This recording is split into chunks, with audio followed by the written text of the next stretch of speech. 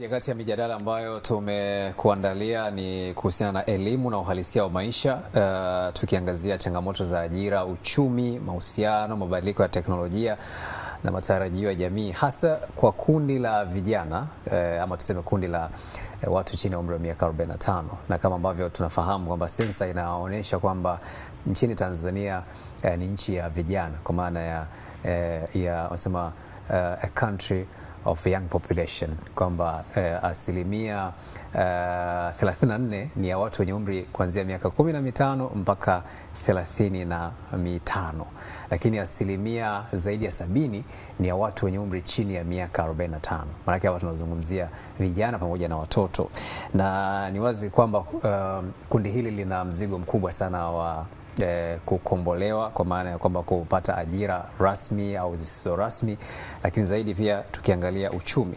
Lakini moja kati ya engine kubwa za kuweza kufika huko ni elimu.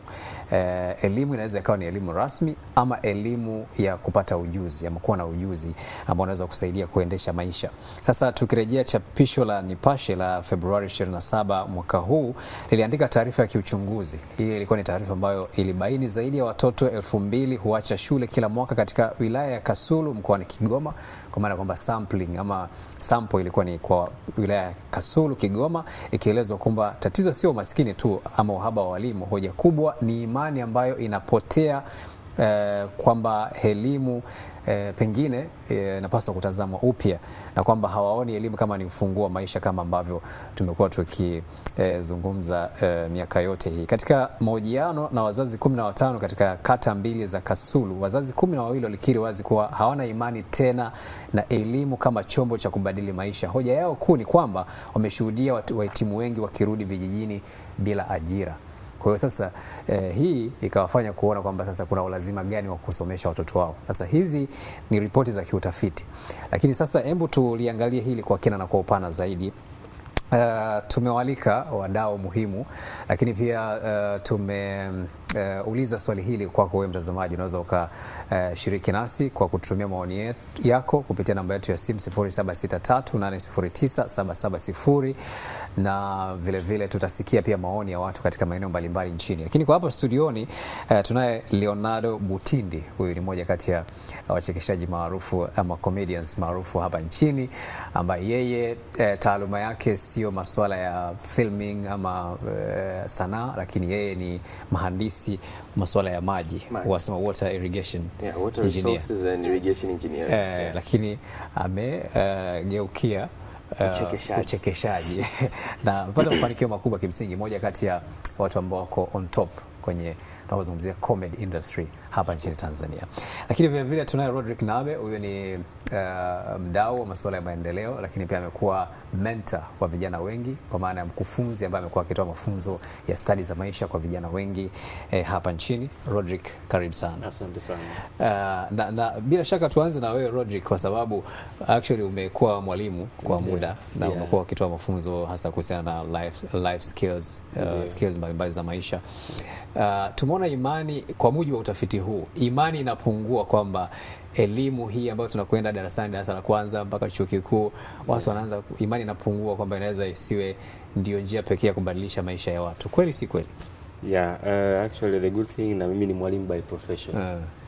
Lakini 2016 nilipoacha ualimu nikaingia kwenye ualimu mwingine ambao ni nje ya darasa, na kitu ambacho hata mimi nilikiona na nimewahi kufanya utafiti wangu mimi mwenyewe na nikatengeneza documentary inaitwa Mambo Ambayo Hatujifunzi Shuleni. So ipo siku naweza nikawaletea Azam, kama mtabariki mtai-air. Okay. Ina kama lisali moja na dakika kama 18. Okay. Na nimewahoji watu wengi tofauti, educators, nimewahoji wakufunzi, nimewahoji walimu wenyewe, nimewahoji wajasiriamali, viongozi kadhaa kuhusu swala hilo. Na watu wengi wanaona ule mlolongo, naona kama muda mrefu sana, miaka 7 ya msingi, miaka 4 ya O level, miaka 2, alafu tena uende chuo mpaka umalize. Na ndio maana unakuta wazazi wengine sasa hivi inafika mtoto akimaliza form 4 anampeleka kwenye college fulani, au kwenye practical education, alternative education, aanze kujifunza ufundi, aanze kujifunza masuala ambayo yanaweza yakafanyika yani yakaleta matokeo haraka kwenye maisha yake. So elimu ya darasani sio mbaya, ni kwamba kuna gaps ambazo zipo na tunatumia kitu cha zamani kutatua changamoto za sasa hivi. Kwa hiyo elimu sio mbaya, kwa sababu elimu inatusaidia kusoma, kujua kuhesabu, kujua kuandika, ambazo hizo ni skills za msingi katika kufanya kitu chochote. Lakini kuna vitu ambavyo zamani tulikuwa tunajifunza, sasa hivi havitusaidii tena. Kwa hiyo tunatakiwa tufanye maboresho kulingana na hali halisi ya sasa hivi. Na umegusia hapo stadi za maisha ambazo zinakosekana. Yes. Ni zipi ambazo unaona zinakosekana hasa kwa kizazi cha sasa? Na hasa kwa vijana wengi ambao umekutana nao. Cha kwanza kabisa, sasa hivi tuko kwenye karne ya 21. Teknolojia ndio ina run kila kitu.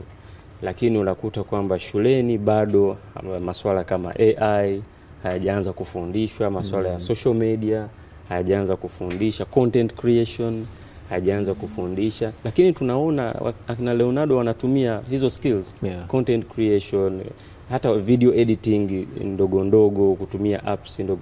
Hivyo vitu ndio vinatakiwa sasa vianze kufundishwa, lakini bado. Lakini ukiangalia hata kwenye mitaala, kwenye curriculum, kuna vitu ambavyo zamani vilikuwa vinafundishwa na sio vya ukweli. Mtu anamwambia kwamba aliyegundua ziwa Victoria ni mzungu, na bado iko kwenye kitabu, inafundishwa watoto kila mwaka. Kwa hiyo vitu kama hivyo vinatakiwa. Leonardo walikuwa wanaishi nalo pembeni kama mlikuwa mnaligundua. Vitu kama hivyo vinatakiwa vibadilishwe kabisa ili watoto wafundishwe uhalisia. Skills kama kuuza.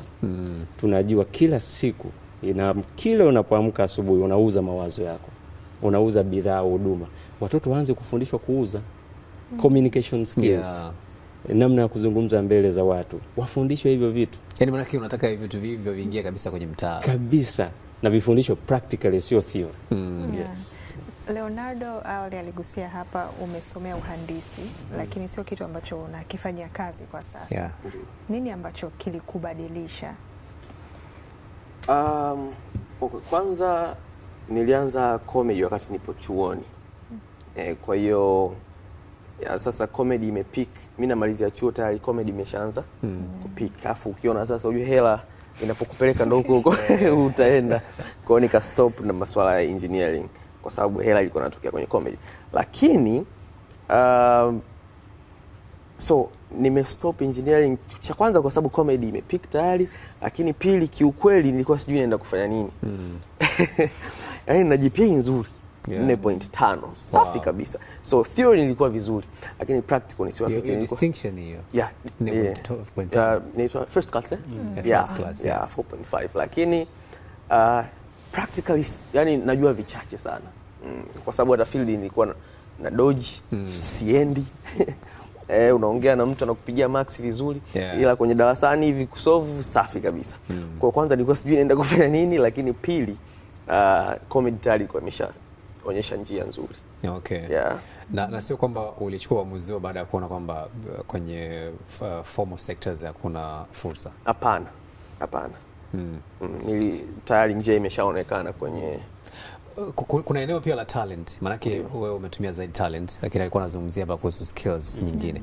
Kwa hiyo kuna elimu ya darasani, kuna skills ambazo zinatoka unapozipata kwa kuwa trained, alafu kuna talents ambazo inborn. Ndio, sometimes pia zinaweza zikaboreshwa kwa kupata mafunzo hapa na pale, lakini mara nyingi talents zinakuwa ni mtu ambacho ni kipaji mtu anakuwa nacho. Rodrick, vitu hivi unadhani vinatumika kwa kiasi gani, ama yani tuko katika hatua gani ama katika mazingira gani ya kuweza kuvitumia kama inavyotakiwa? Leonardo anaweza akawa na talent, lakini ili talent yake iwe biashara, kuna ujuzi anatakiwa ajifunze. Ujuzi wa kuuza, ujuzi wa kucommunicate na watu, ujuzi wa kutangaza, anoe kile kipaji chake then aweze kukiuza. Kwa hiyo wapo vijana wengi wana talent, lakini kuanzia kwenye kutambua kile kipaji, kukinoa, kwenda kukibadilisha into a business, Hapo ndo changamoto ilivyo. Hapa katikati kuna aina za ujuzi fulani wa lazima kunegotiate. Sure. Kwamba wewe umeitwa na Azam Media wanasema tunataka tutangazie kitu fulani. Una uwezo wa kunegotiate, upate unachokitaka na wao wapate wanachokitaka. Negotiation skills. Then upande wa talent pia, vijana wengi wanafikiri kwamba nikisha kuwa na talent it is enough. Talent pia ina uwezo, unatakiwa ujue ni network na nani. Ujuzi wa kutengeneza network nzuri au network ya thamani. Nijue kwamba huyu anaweza akanivusha mpaka pale. Huyu atanifungulia mlango huu. Huyu rafiki atanisukuma niweze kufanya kitu fulani. Kujenga mtandao wa watu sahihi. Hiyo nayo ni skill.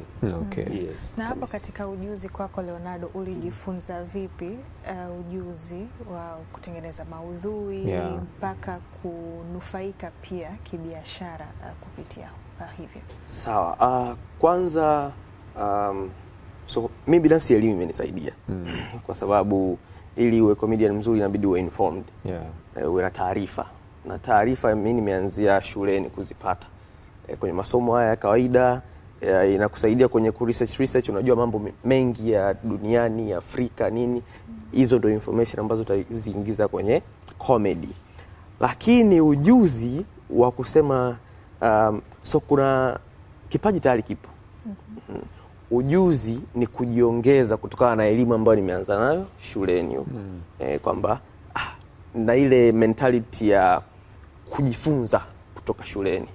Alafu tayari na kipaji. Kwa hiyo mentality ya kujifunza, nitajifunza vitu ambavyo vitazunguka kipaji changu.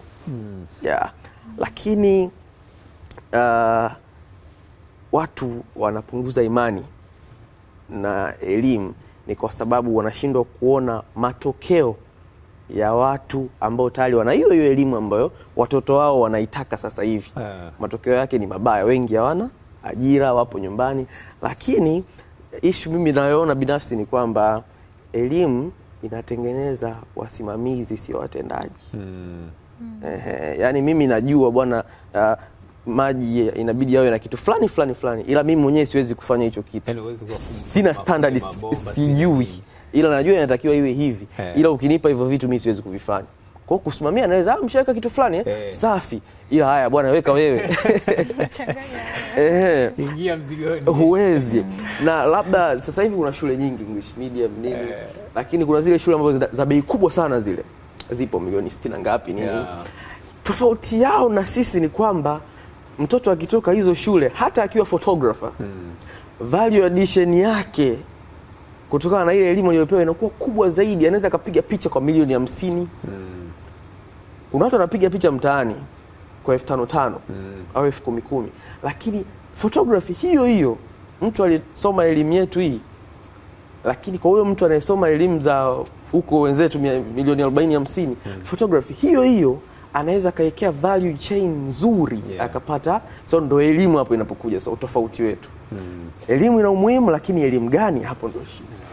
Sasa ndo hapo tunataka tupate maoni. Umebadilishaje kwako wewe? Yaani shida hasa iko wapi? Kwa sababu actually ukijaribu kuangalia tafiti zinaonyesha wazi kabisa watu imani inazidi kupungua. Na hata tumeona pia content creators wenzenu wakitoa content za kuonesha kwamba yani wengine wanaomock watu ambao wanasoma. Tumeona baadhi ya sio niseme comedians ama content creators kama wanawacheka wasomi, yani nyinyi mnasoma lakini sisi tuko tunakula maisha. Kwa hiyo imani inazidi kupungua. Lakini kitu gani hasa kinakosekana? Kwa mfano wewe ukiambiwa labda point out vitu kama vitatu au viwili au hata kimoja ambacho kinakosekana hasa kwenye elimu yetu. Okay. At a young age, kwenye umri mdogo ule inabidi kijana umfundishe kutafuta purpose. Kusudio lake. Sio mtu anasoma miaka 7 baadaye hajui anataka nini. Kwa hiyo lazima kuwe na mfumo wa kunyanyua kijana mdogo anapenda nini. Kwenye anachokipenda ndio unampa skills sasa zile mwalimu ulizosema zile ambazo zitanyanyua sasa kwa ninachokipenda hiki niongeze hiki na hiki na hiki na hiki na hiki. Hivyo vingine vya chuo nini ni vya kumfanya tu awe professional. Lakini kwenye kusudio lake akishapata na ujuzi anaosema mwalimu hapo tayari hata kama asipopata ajira atajua anafanya nini, atajua atafanyaje aongeze, apate pesa kwenye anachokipenda, atajua nikutane na nani, tayari, yani hahitaji tena kuajiriwa. Kabisa. Sasa ili mjadala unoge Hilda, tusikie pia wananchi na wenyewe wasemaje. Tuanzie kule Iringa kupata maoni katika mjadala huu ambao tumekuwa nao. Kwangu mimi naona elimu ya darasani inasaidia tu kwa maana ya kuondoa ujinga. Lakini kuja katika uhalisia wa maisha yetu ya sasa ni kupambana kwa hali yako. Upate ujuzi, ujifunze kwa mtu, ufanye nini, ndio unaweza kwenda kupambana. Lakini ukisema utoke na elimu ya darasani uende ukapractice katika maisha ya mtaani, hauwezi kutoboa hata kidogo. Na mifano ipo hai kabisa. Leo hii tuna watu ambao wamesoma vyuo, wana ngazi fulani ya elimu, lakini wameshindwa kwenda kufanyia kazi kile ambacho wamekisoma darasani, ambacho ndio ilikuwa inabidi waje sasa wakifanyia kazi huku katika mtaani. Lakini kwa sababu huko unakutana na experience mpya ya maisha ya kawaida, inakulazimu sasa utokane na huko, uachane darasani, uje sasa ufuate maisha mengine ya kawaida haya, ambapo huku sasa ndio kuna elimu dunia. Ile elimu ya darasani mimi kwangu sioni kama ina manufaa, ni kuondoa tu ujinga basi. Kwa inatolewa siku zote wanasema mtu akielimika hawezi kufanana na yule ambaye hajaelimika. Kwa hiyo elimu ambazo zinatolewa zinatusaidia pia kwa ajili ya kuelewa. Maana elimu niliyoipata inanisaidia kwa sababu wamesema elimu inaondoa ujinga. Kwa hiyo kuna baadhi ya vitu vinanipushi kufanya na kuelewa kwamba hiki ni kibaya, hiki ni kizuri. Asante. Na katika mwendelezo wa hilo tusikie pia kwa upande wa Katavi. Elimu yangu imenisaidia sana kwa sababu nilikuwa kwanza najua kusoma, kuandika, kujua lugha mbalimbali kupitia elimu yangu. Na vile vile elimu yangu imenisaidia katika shughuli zangu kwa sababu kama mimi hapa ninafanya biashara ndogo ndogo, unakutana na watu mbalimbali, mwingine unarudisha chenchi au naandika bidhaa hii nimechukua kwa kiasi kadhaa na nitadai hela kadhaa. Kwa hiyo elimu yangu imenisaidia ukweli kabisa, kimsingi inanisaidia katika shughuli zangu. Kwa hiyo mimi nashukuru sana, elimu endelee kuboreshwa ili na wengine nao ambao pia wanaona aibu kwenda shule, kuna elimu za watu wazima pia. Kwamba elimu haina mwisho, hata ukiwa mtu mzima unaweza ukaenda kujifunza, ukajua kusoma na kuandika.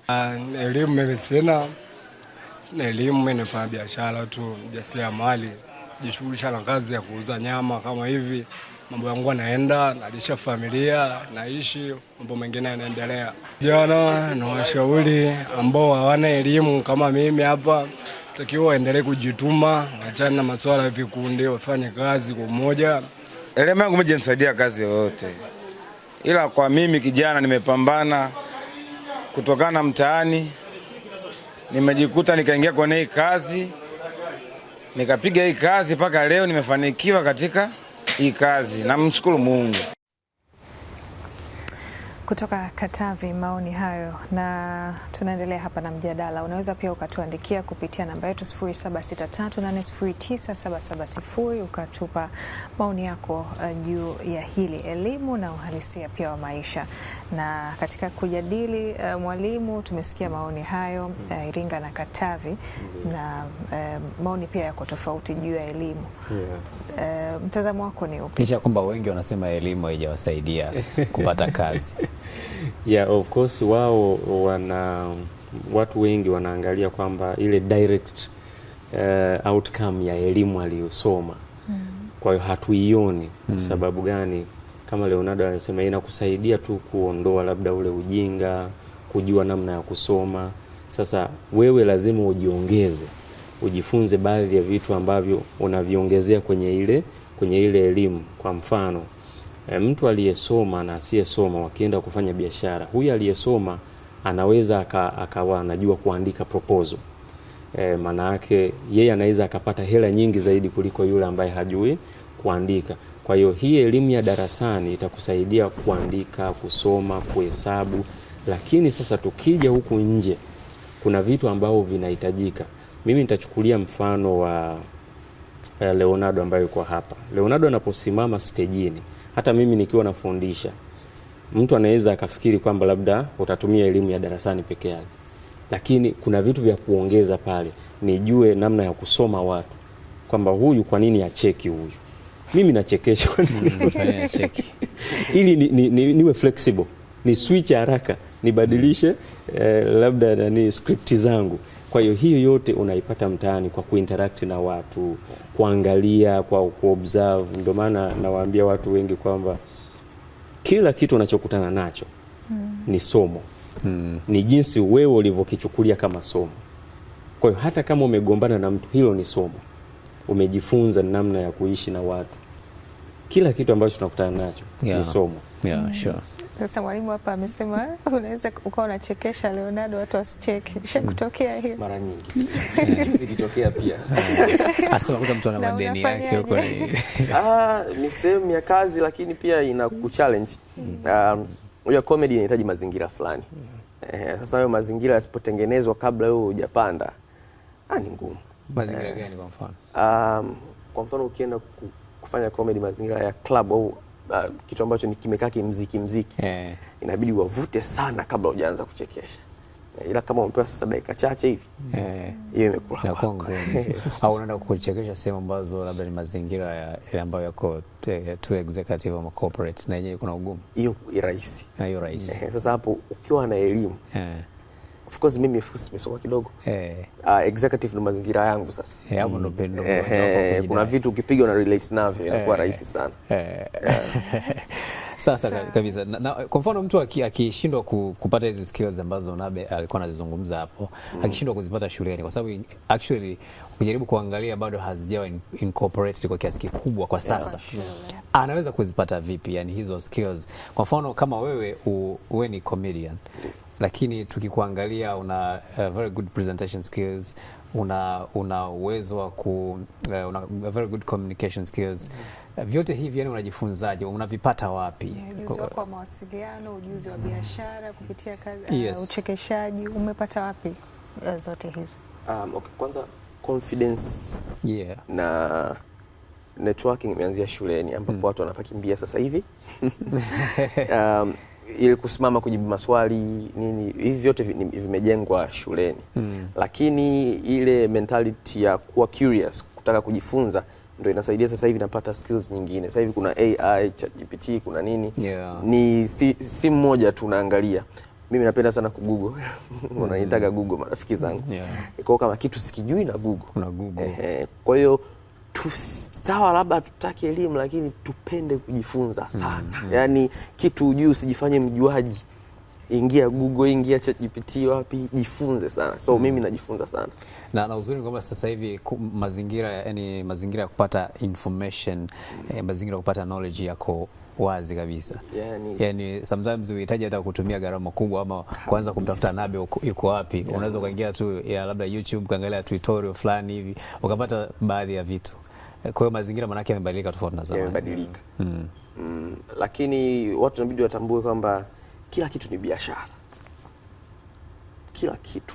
Bana mimi nataka nisomee politics, it's business. Nataka nisomee swing, it's business.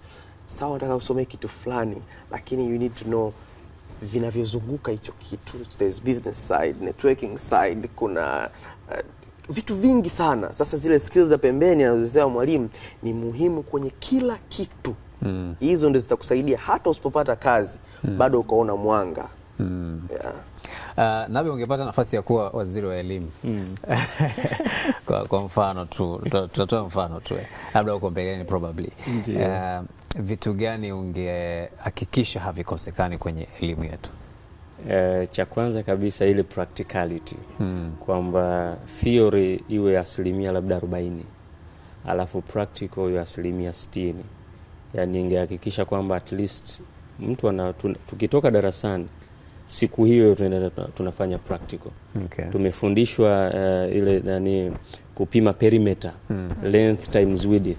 Basi tutoke darasani twende sehemu tupime ile perimeter. Tupime length, tupime na width, alafu tuzidishe pale. Kwa hiyo vitu kama hivyo vinahitajika, kwa sababu theory peke yake haileti transformation. Inampa ile elimu tu, inampa ile logic. Lakini transformation inakuja pale katika kufanya vitendo. Lakini cha pili, wanasema kwamba mtu akipitia kwenye mazingira fulani magumu, hiyo nayo inasaidia. utakuta kwamba watu wengi ambao wamefanikiwa na hawana elimu ni kwamba kuna pain fulani walikuwa wanaipitia. Kwa hiyo moja ya vitu ambavyo mimi ningeongeza kwenye taaluma, kwenye curriculum ni kwamba unatatua changamoto ipi kwenye jamii. Kwa hiyo hizo case studies zingepita, watu wafanye field unaenda kutatua kabisa changamoto ambayo ipo kwenye jamii yako, kuanzia labda kwenye familia yako. Hiyo ingesaidia sana. Lakini kingine, uwezo wa kuconnect hawa vijana na kile ambacho wanataka kuwa. Kwa mfano, kijana anataka kuwa daktari, kuanzia udogoni unampa mentor ambaye ni daktari, aanze kumueleza, soma masomo haya, fanya hivi, hakikisha unafanya hivi. Kwa sababu gani? Unaweza ukawa unajua kila kitu, lakini kuna watu ambao wametangulia kwenye ile njia. Wanaweza wakakusaidia kupunguza ule muda na gharama ambayo ungelipa. Na ndio maana vijana wengi wakitoka shuleni lazima watafute mtu ambaye labda anafanya kile kitu kujifunza, na hata wazazi wako tayari kulipia mentorship. Mimi nafanya mentorship nyingi kwa vijana. Mzazi yupo tayari alipie mtoto afanye mentorship hata kama ametoka kwenye elimu ya darasani. Kwa sababu gani? Through mentorship mimi simfundishi darasani au ubaoni. Kama ni kuandaa event, tunaandaa pamoja. Kwa hiyo practically anakuwa involved kwenye kile kitendo. At least mimi ningeongeza hivyo vitu. Okay. Kingine pia ambacho tunakiona bado kinazungumzwa sana Tanzania hasa ni swala la lugha, hasa foreign languages. Na ukiangalia kwa mfano kwenye sanaa, sio tu sanaa, yani entertainment yote, industry yote entertainment, unaona kuna changamoto kubwa sana hasa ya kucompete kwenye upande wa foreign languages. Kwa mfano kwenye comedy tunaona ni comedians wachache sana ambao wanaweza kumudu jukwaa ambalo kuna foreigners. Hii tatizo ama hii changamoto kwa wewe unadhani imesababishwa na mfumo wa elimu uliopo ama imesababishwa na nini, na wewe uliweza vipi? Okay, ni urahisi tu binafsi, labda Mungu kanipa kujifunza lugha ya kigeni, lakini tusiwe warahisi sana kutaka kwenda kimataifa. Mimi nadhani tukitengeneza soko letu Tanzania vizuri, tukijitosheleza, wao ndo tutakuja kujifunza Kiswahili sasa kwamba naona anachekesha kwa Kiswahili, ngoja nijifunze. So we need to be content with ourselves. Yani tutengeneze soko letu vizuri, wao waje wajifunze, anachekesha mbona sielewi. Lakini kwenda kimataifa tunaweza kujifunza tu lugha yako ili achekeshwe. Mimi kuna comedian mmoja alikuwa anachekesha Kifaransa. Nikasema anaonekana anachekesha ila sasa sielewi. So tutengeneze masoko yetu vizuri, yawe strong, kuna pesa vizuri, yawe presentable. Hiyo swala la lugha litakuja baadaye kabisa. Watu wengine wanasema kwa sababu tayari unajua. Sawa pia, lakini ndo uhalisia. Lakini wewe uliwezaje kumudu hasa lugha ya Kiingereza, kwa sababu actually tunaweza kudondosha hata Marekani pale na wakawachekesha? Nadhani ni kama hivyo. Kipawa cha kujifunza, na pili movie, cartoon hizi. Na walimu shuleni. Kwani wewe unasema umejiongeza, yani unatumia mazingira ya kujiongeza? Nadhani hivyo. Okay. Ila shule imesaidia sana. Lakini language skills, kuwa na uwezo wa kumudu lugha vizuri ni moja kati ya skills ambazo zinakuwa recommended, sio kwenye mafanikio ya mtu. Mimi naweza nikasema nilipata nafasi au bahati kwamba nikasoma nje ya Tanzania. Hata mimi nilikuwa mbovu sana kwenye Kiingereza. Lakini sehemu ambayo nimesomea ulikuwa huruhusiwi kuzungumza lugha tofauti na Kiingereza. Ukizungumza lugha yoyote inaitwa vernacular, wanakuvalisha gunia fulani. Kwa hiyo ili nisaidia kuadapt haraka, ili nisiwe napata viboko na nini. So mazingira pia yanaweza yakatusaidia kumsaidia kijana. Anaweza kama amesoma, lakini sasa mazingira yenyewe, kama una kipaji upo kijijini huko, ni ngumu sana kufanikiwa. Kwa lazima utafute mazingira yako. Wewe ni samaki, nenda kwenye maji. Kwa hiyo tafuta mazingira sahihi ambayo yanakufanya wewe flourish, yani yanakufanya wewe uonekane na ufanye vizuri kabisa. Mwalimu Rodrick Nabe na Leonardo Botindi bado tuko nao hapa na tuko na mjadala kuhusiana na elimu pamoja na uhalisia wa maisha. Katika mjadala huu tusikie pia maoni kutoka kule Kigoma, miongoni mwa maeneo pia ambayo tumepata maoni kuhusiana na mjadala huu. Tunapopata elimu tunajifunza mambo mengi, tukiachana na dhana ya sasa hivi ambapo watu wengi wanasoma ili wapate kazi, na ndio maana imegeuka kwamba elimu sio ufunguo wa maisha. Lakini kama tungeichukulia kwamba tunapata elimu ili tusaidie katika maisha kwa namna mbalimbali, kwa sababu tunaposoma hatusomei tu kupata kazi. Unaposoma unasoma aidha ikusaidie kwenye biashara, utasoma mahesabu, lakini pia hata kwenye kilimo, ukisoma habari za kilimo unaelewa kwamba nitumie mbolea kiasi gani, nilime kiasi gani, au nifanyeje. Yani kwa ujumla elimu ni ufunguo wa maisha, kwa sababu ukipata elimu huwezi ukafanya vitu kama na yule ambaye hajapata elimu. Kweli tukiangalia uhalisia wa maisha kufananisha na elimu tulizopata ni vitu vili tofauti. Elimu tunazopata sio lazima ziwe ndo ufunguo wa kupata maisha ambayo tunayategemea. Watu tunapata maisha kwa kupitia njia nyingine tofauti kabisa na elimu. Lakini hii yote ni kwa sababu ajira ni changamoto katika nchi yetu. Kwa kimsingi hatuhitaji kusoma ili tutoboe, ila tunahitaji kusoma tupate elimu, ikiwezekana ndo zitusaidie katika maisha yetu ya kila siku. Usitegemee kwamba ukiwa na elimu au elimu yako itakusaidia sana kupata ajira. Ni vitu viwili tofauti. Isipokuwa tu elimu itakusaidia kupambanua maisha yako. Na isitoshe kusema kwamba kitu ulichokisomea si ndio kwamba utakwenda ukifanyia kazi. Unaweza ukawa mwalimu lakini baadaye ukawa mfanyabiashara. Unapopata elimu, elimu iwe ufunguo au iwe ni chachu ya kuendeleza maisha yako.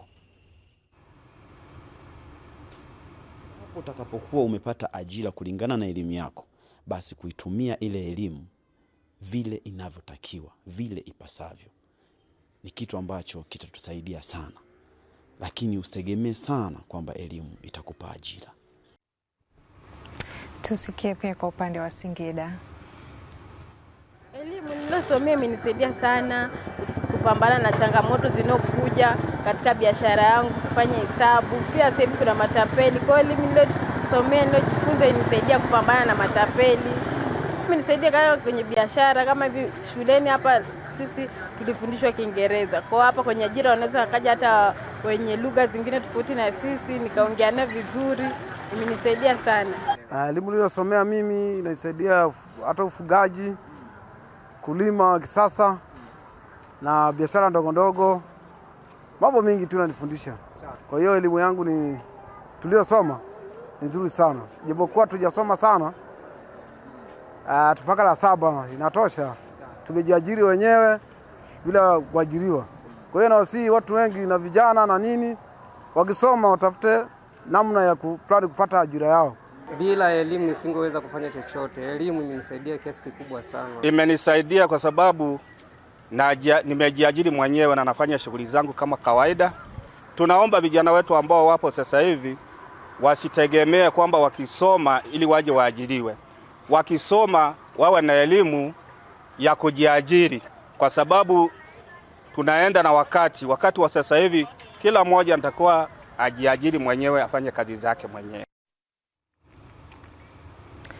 Naam, haya ni maoni tumesikia kwa upande wa Kigoma pamoja na Singida. Bado mitazamo pia iko tofauti katika maeneo mbalimbali. Wengine wakiamini elimu imewasaidia, wengine bado wakiwa na mtazamo tofauti. Lakini umetuandikia pia maoni yako na pengine tupitie kwa wale ambao wametuandikia kupitia namba yetu 0763809770. Huyo anasema anaitwa Matuidi Ezekiel, anaishi Geita. Mwenda, mimi binafsi anaona anasema elimu yangu ya darasani imenisaidia, japo kupitia hiyo elimu sikubahatika kujipatia ajira, kwani nilikomea O-level ila nilienda kuchimba dhahabu Zambia. Kiukweli lugha ya Kiingereza aliyopata darasani kwake ameona imemsaidia kuwasiliana, ambapo ilikuwa ni ngumu kuongea Kiswahili, hivyo kupitia elimu aliyopata basi amepata msaada huo.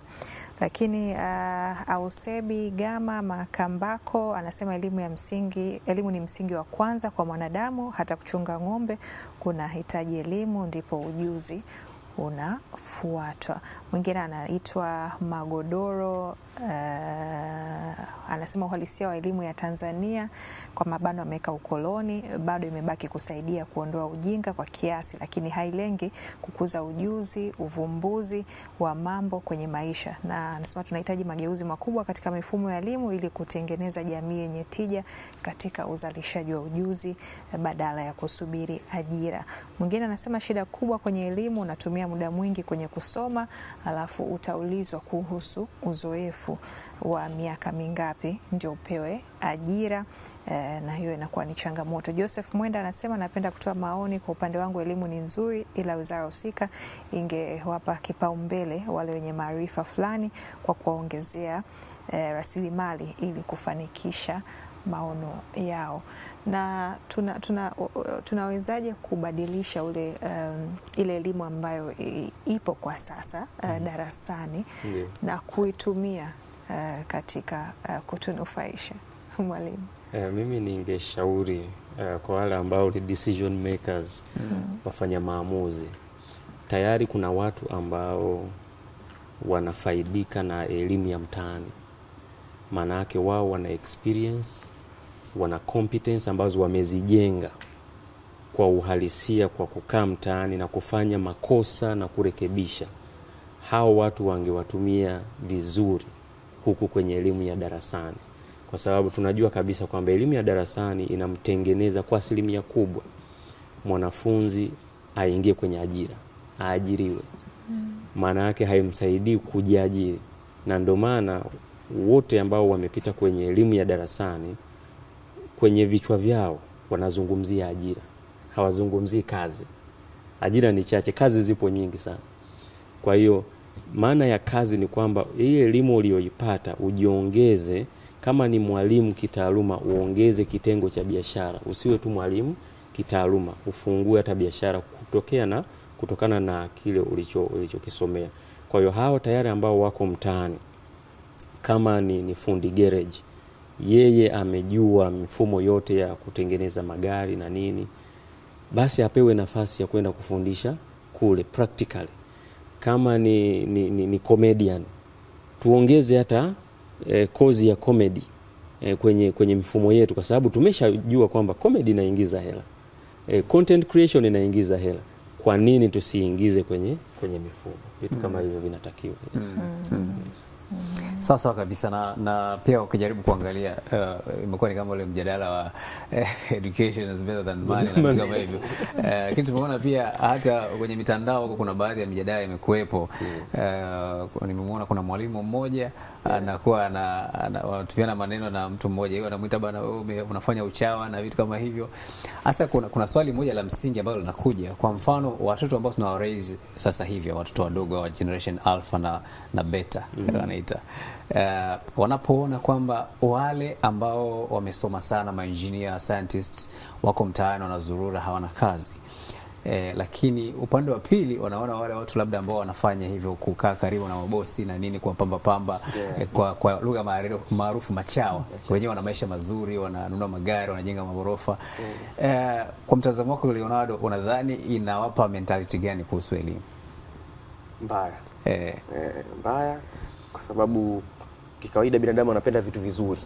Sasa vitu vizuri ukimwona navyo chawa, basi na utataka kuwa chawa. Kwa mentality ni mbaya. Lakini na nadhani kwa nini tumefika hapa tulipofika? Mfumo wa elimu bado tunarudi pale pale. Mimi nadhani kuna skills alizosema mwalimu hapa, zile zianze kusudi tuna masomo haya kila siku, siwe sabati. Mtoto mdogo tayari naye apate coach kabisa wa life skills, jinsi ya kuongea na mwenzako, jinsi ya kuna vitabu mimi nilisoma juzi mambo ya pesa sasa. Kwamba Jews Wayahudi wanapofanya mtoto mdogo unamtuma kazi kafanya kitu fulani, unampa hela kidogo na ile hela unagawanya mara 3 sijui, moja ya kuinvest, moja fanya unachokitaka, nyingine kasaidie watu wengine. Kwa mtoto mdogo tayari unampa mentality ya pesa ya kutunza na kufanya vitu vingine. Sasa ile coaching ianzie utotoni huku. Skills zote zianzie utotoni. Kwa mtu ukitoa ile profession pembeni, tayari ana skills za maisha na pesa. Hiyo profession inamsaidia sasa, hizi skills naziingiza kwenye profession yangu, naondoka, sihitaji kuajiriwa. Kwa hiyo uchawa ni kwa sababu hamna option nyingine. Mtoto anaona huyu mjomba alisoma ni engineer, yupo nyumbani tunacheza naye PS hapa. Haoni namna nyingine. Katika mazingira yako umewahi kufikiria labda kama unaweza ukafanya labda kama kauchawa kidogo? Hapana, kwa sababu elimu nayo, skills nazo na matokeo yanaonekana. Kwa nini niwe chawa? Kuna mhubiri mmoja akasema eti kwamba ukiwa na uwezo wako ndio unakubeba. Wanasema merits.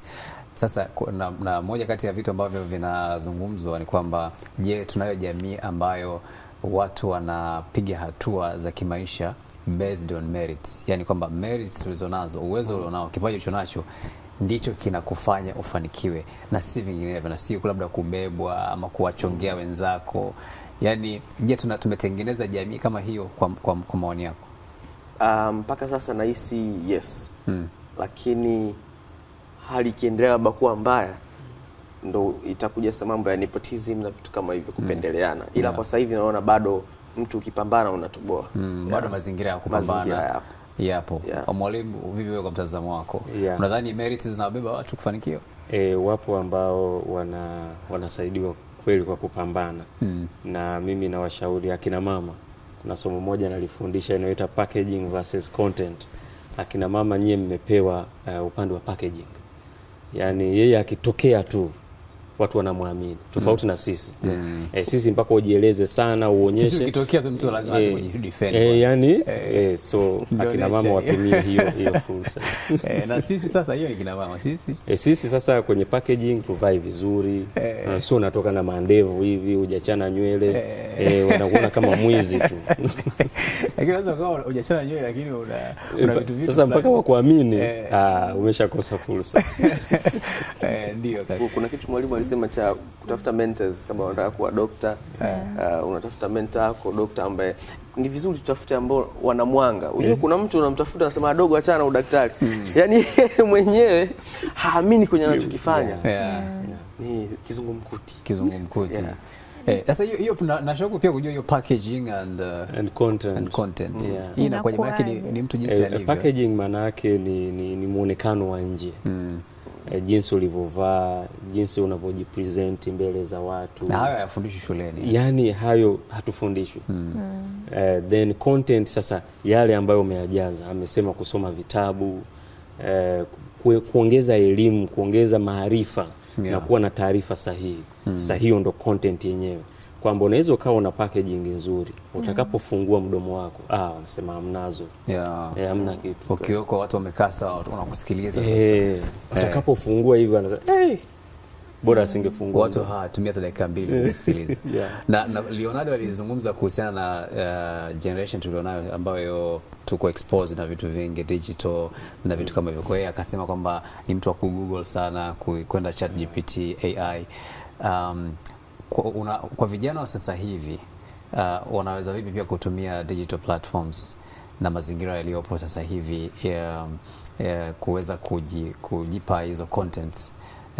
Kwa sababu tunaona kwamba kuna mazingira ambayo digital inaweza ikatumika kumfanya mtu akapoteza vitu. Kwa mfano mtu anaweza akataka kukutafuatilia tu kwenye mitandao, akikuona tu vitu unavyoposti tayari umekosa kazi. Lakini kuna mtu mwingine anatumia hiyo digital, sijui wako kwenye mitandao anaingia, lakini kuna vitu anavipata vya kumsaidia yeye kunufaika, kama ambavyo tumemsikia Leonardo. Sasa hiyo ni fursa, lakini kwa upande mwingine inaweza ikakuletea changamoto. Upi ushauri wako, Rodrick? Mimi naweza nikasema kwamba sasa hivi mitandao ya kijamii ni kama CV nyingine.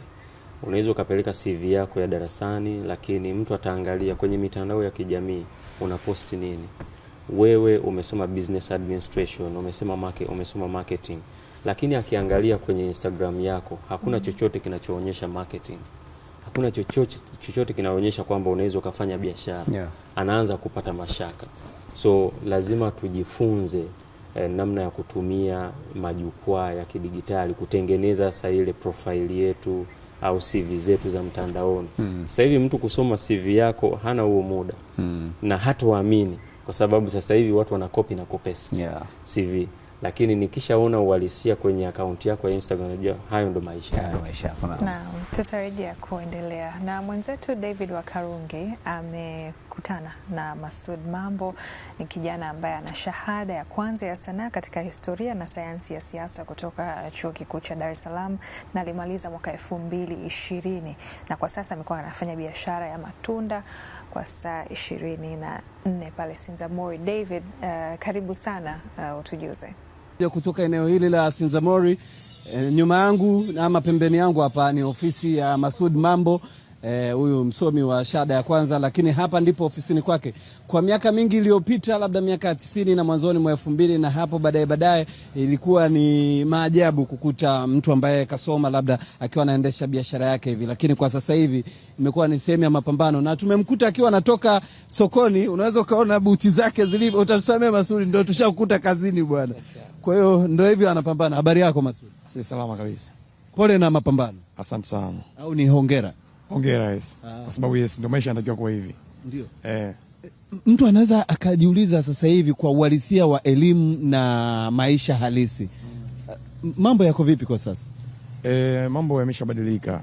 Na nimekuwa nikiongea kila siku kwamba hata wazazi ambao wanapeleka watoto shule wanapaswa kujua hilo, kwamba dunia ya sasa sio ile ya zamani. Miaka ya nyuma ilikuwa ni mwanafunzi anasomeshwa na serikali na anapewa ajira na serikali. Leo hii mtu anamaliza chuo kikuu na ajira hakuna kabisa. Yani sio kama ni chache, yani ajira hakuna kabisa. Na sio changamoto ya nchi yetu pekee yetu. Yako mataifa mengi ambayo yanahangaika na ajira. Kwa hiyo swala la mtu kuhitimu chuo kikuu lakini pia kujishughulisha na shughuli za kimtaani limekuwa jambo la kawaida sana, kwa sababu ndio maisha yanatakiwa yaendelee. So wakati unaendelea kuchakata mazingira, kusubiria movement labda za kazi ambazo ni official, inabidi maisha yaendelee kwenda. Kwa hiyo lazima ujishughulishe na maisha mengine ya mtaani ili wewe maisha yako yaweze kwenda. Yes. Huu mzigo umeutoa wapi muda huu? Hivi sasa nimetoka sokoni Mabibo. Umeenda saa ngapi? Alfajiri saa 12. Ndio. Kule mnavyokutana unafanya hivi, unajua kuna ile watu wanakuwa mtu anaweza kaa anachukulia poa kwa sababu si kazi ambazo kitambo zilikuwa ni za wasomi. Unapambanaje na mitazamo hiyo, na huku ukiwa unapambana na maisha, huku shule iko kichwani? Watu wengi pia wanadhani hivyo kwamba mtu aliyesoma hapaswi kufanya shughuli hizi hapa. Lakini mimi ndo najua uhalisia hicho ambacho nakifanya. Najua safari ambayo nimeanza nayo mpaka leo hapa nilipo.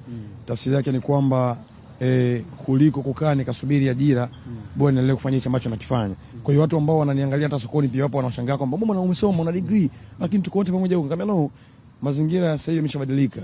Kwamba unaweza ukafanya biashara ndogo ukaifanya kwa ukubwa.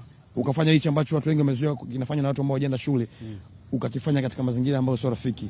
Leo Matunda Point kama unavyoona ni ofisi pekee ambayo inauza na kusambaza juisi na matunda masaa 24 Dar es Salaam, kitu ambacho hakikuwepo. Kwa hiyo tunafanya biashara katika mazingira ya kisasa ya kileo, mazingira ambayo yanaweza kumfanya mtu akaona kwamba yes, hawa watu wanafanya biashara wanajitambua. Yes. Naona na pia kuna vijana hapo umetengeneza ajira. Lakini Masoud, samani kwa swali hili. Wewe ni mwenyeji wa wapi? Mimi ni mwenyeji wa Kigoma. Ndio. Sasa pale uliposoma Kigoma, tunafahamu mtu alipokuwa akifaulu kidato cha 4 anakuwa ni habari ya mjini pale mtaani kwake au kwenye shule au kata fulani. Na wanasikia sasa Masoud amesoma Chuo Kikuu cha Dar es Salaam, tena sayansi ya siasa na utawala. Mara hii ana ajira, yuko hivi. Si unawakatisha tamaa wazazi ambao walipaswa kukuona wewe ni kiigizo chema, role model kwa watoto wao? Of course, kwa sababu hata wazazi wangu pia mimi ilikuwa ni swala la kukaa na kuelimisha kwamba jamani, mimi nimehitimu ni kweli, ajira sijapata, lakini hichi ambacho nakifanya mtaani kinaweza kunipa turnover hii hapa kwa mwezi, ambapo ningeenda kwenye ajira labda rasmi ningepata hiki. Kwa hiyo tofauti ni mdogo, lakini pia nina uwezo wa kuwa na maisha ambayo nilitamani kuwa nayo nikiwa niko katika biashara hizi, kama ambavyo ningeweza kuwa katika biashara katika mfumo wa ajira serikali.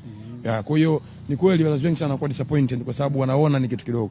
Lakini mimi ambaye nimeenda shule najua kwamba naweza kufanya nini, nikafanya hivi ili kesho kutwa nikaitengeneza kesho ile bora kupitia hicho ambacho nakifanya. Kwa sababu tayari ajira ndio hakuna. Kwa hiyo lazima tuangalie njia mbadala ya kuweza kuendesha maisha. Kwa hiyo tunatumia fursa hizi hapa za ujasiriamali kuweza kujikwamua kiuchumi, lakini ni kutengeneza mazingira ya hata wengine wanaokuja waamini ya kwamba unaweza ukasoma na ukafanya biashara hizi na ukawa kama Masud Mambo. Ndio na hapo tuambie sasa Masud, ni kwa kiasi gani tushaona sasa uhalisia wa maisha huko hivi na shule elimu iko vile, sasa ni kwa kiasi gani tunaona wazazi wanajitokeza na walezi wanaibeza elimu, wanaidharau? Wana kila sababu ya kuidharau ama wanaweza wakaona sasa elimu iwe daraja kuelekea kule hata kama hakuna kazi? Wazazi hata pia wanafunzi watoto wanapaswa kujua kwamba msingi wa kila kitu ni elimu. Haijalishi unaenda kuajiriwa katika sekta rasmi au sio rasmi. Elimu ni muhimu. Mimi mpaka leo biashara ninayofanya hapa naona umuhimu wa elimu yake. Na ndio maana leo unaweza kaona Matunda Point inafanya biashara ya matunda katika mazingira ambayo sio yaliyozoeleka, sio ya kila siku, kwa sababu mimi nimeenda darasani, nimekaa darasani, nimesoma. Kwa hiyo elimu yangu inanisaidia namna ya kuishi na watu, namna ya kujua nafanya nini, lakini pia malengo ambayo ninayo kwenye biashara hii sio malengo ambayo anayo yule mtu ambaye hajaenda darasani. Kwa hiyo mimi nadhani kuna kila sababu ya huyo mzazi na mwanafunzi kujua mbali na kila kitu kwamba lazima watu waende darasani wasome. Yaani soma mpaka hatua ya mwisho. Ukiona hapa safi, ingia mtaani, anza kuchakata mambo yako. Ni muhimu sana, bora usome umalize, uje mtaani uanze kufanya biashara kama hizi hapa kuliko kuacha kabisa, kwa sababu elimu ina faida sio leo peke yake, ina faida leo na kesho. Kwenye maisha kuna leo na kesho. Na tunavyomalizia hivi, umeajiri vijana wangapi? Hapa Matunda Point peke yake ninao 6. Kuna ofisi yangu nyingine ambao wako pia wako 6. Kwa hiyo hapa wako vijana 6 ambao wanapeana shift. Kuna wanaoingia mchana, kuna wanaoingia usiku, sababu huduma tunafanya masaa 24. Yes. Asante sana Masud. Asante sana. Karibuni sana. Ndio. Tunashukuru sana. Na mimi hapa nitaondoka na matunda ya kufuturu bila shaka. Karibu sana. Asante sana. Na ni Masud Mambo, kijana ambaye ni mhitimu wa shahada ya kwanza kutoka Chuo Kikuu cha Dar es Salaam mwaka 2019, lakini tumefika ofisini kwake hapa tukiangalia uhalisia wa elimu na maisha kwa ujumla. Wateja wanapata huduma, lakini huduma zinaendelea, akiwa ameajiri vijana hapa 6 na katika kijiwe chake kingine 6 ofisini kwake. Kwa hiyo ametengeneza ajira nyingine. Kwa hiyo wazazi wanao haja ya kuangalia kwa wigo mpana sasa linapohusika swala la elimu tulionayo sasa hivi, lakini na uhalisia wa maisha katika karne ya 21 mwaka 2026. Mimi ni David Wakarungi kutoka hapa Sinza Mori, nirejeshe matangazo haya studio. Naam, David, shukran sana, na bila shaka pia malipo atafanya. Kabisa, na siseme kijiwe ofisi. Na tunapoelekea kukamilisha pia tumekuwa hapa na mjadala huu na tumezungumza na Rodrick Nabe, mwalimu, pamoja na Leonardo Butindi, mmoja kati ya wachekeshaji mashuhuri hapa nchini. Tusikie kutoka kwenu hasa namna pia ambavyo tunaweza kuoanisha elimu tunayoipata darasani na uhalisia wa maisha. Na wakati huo pia Leonardo, kuna ujumbe uko umetumwa bwana, usiondoke bila kuchekesha watu. Sasa sijui unapopata pia request kama hizo utafanyaje? Mimi niweze nikasema kwamba elimu ya darasani ilitengenezwa kuzalisha watu kwa ajili ya ajira. Sasa zama zimebadilika. Zamani ajira zilikuwepo nyingi, sasa hivi mambo yamebadilika. Kwa hiyo sisi ndo tunatakiwa tuzalishe sasa ajira.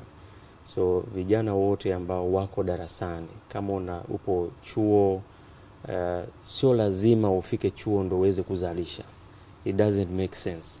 Sio lazima ufike form 4. Kwa nini usianze kuzalisha ukiwa darasa la 2, darasa la 3? Tuanze kuona hata shilingi 200, 300 inaingia nyumbani. Wazazi waweze kuwafundisha hawa wanafunzi. Kuna nafasi ya shule, lakini kuna nafasi ya wewe mzazi, alafu kuna nafasi ya mazingira mengine. Kwa hiyo wazazi wao watengeneze mazingira sahihi. Kama umeona mtoto ana kipaji fulani, mpeleke kwenye mazingira yanayomfaa. Kama umeona kwamba huyu anatakiwa apate elimu ya fedha, wapo mentors ambao wanaweza wakamsaidia, ili tuvunje ile boksi kwamba mimi mpaka nimalize chuo ndo niweze kuzalisha kwenye dunia hii. Lakini pia ule mtazamo wa ajira na kazi watu waanze kubadilisha, kwamba sio kila mmoja atafuta ajira, unaweza ukazalisha pia kazi hapo. Na ile ya kudharau kazi au kudharau biashara kadhaa, kwa mimi ni msomi, siwezi kufanya biashara hii. Msomi huna hela. Kuna rafiki yangu mmoja alisema kwamba kama huna hela hakuna anayekuona. Kwa hiyo hakusema kwamba watanionaje, hakuna anayekuona kama huna kama huna hela. Ukishakuwa na hela ndo wanakuonaje sasa. Sasa nimependa hiyo. Tumalizie hivyo, lakini kwa kumalizia kabisa Leonardo, kama tulivyoanza pale mwanzo tuliona kabisa kwamba Tanzania ni nchi ya vijana, actually one of the youngest population nafikiri duniani. Una lipi la kuambia vijana kuhusiana na masuala ya elimu lakini pia uhalisia wa maisha? Hakuna mwalimu amezungumza hapa, watu watanionaje? Hakuna ajira mbaya. Lakini uzuri wake unakuja kutokana na thamani yake uliyoweka kwenye ile ajira. Na hiyo thamani inatokana na ujuzi ambao kwa sasa hivi hatuna namna, inabidi tupate nje na system ya elimu. Kwa hiyo wakati unasoma, jaribu utafuta purpose yako maishani. Upo la kwanza, upo la pili, tafuta mimi napenda nini. Hata kama ni PS kuna kitu, kuna business yuko inabidi uitoe. Sio tu unacheza unatoa hela kwa watu. Hiyo moja. Lakini pili, baada ya kutafuta purpose, inabidi utafute ujuzi usindikize hilo kusudio lako unalolipenda. Uwe la kwanza, la pili, haijalishi. Haya masuala mengine ya kumaliza form 4 chuo nini ni formalities tu, lakini tangu mdogo ujue unataka nini. Na kujua unataka nini, wazazi inabidi wawasaidie watoto sasa. Mtoto ameshika, wewe acha, anapenda michezo huyu, ndio sehemu yake hiyo, unamkataza. Unataka akasome nani physics. Unamtesa. Kwa hiyo wazazi pia tushirikiane kiujumla. Hata ukiona dogo anapiga na wenzake unaweza kumuendeleza kwenye box kabisa. Bwana, nakushukuru sana Leonardo, asante sana pia Nabe kwa kuja. Karibuni tena wakati mwingine. Shukrani sana. Asante sana. Tunashukuru sana pia kwa kuungana nasi. Na tunakamilisha hivi. Asante kwako pia kwa kufuatana nasi.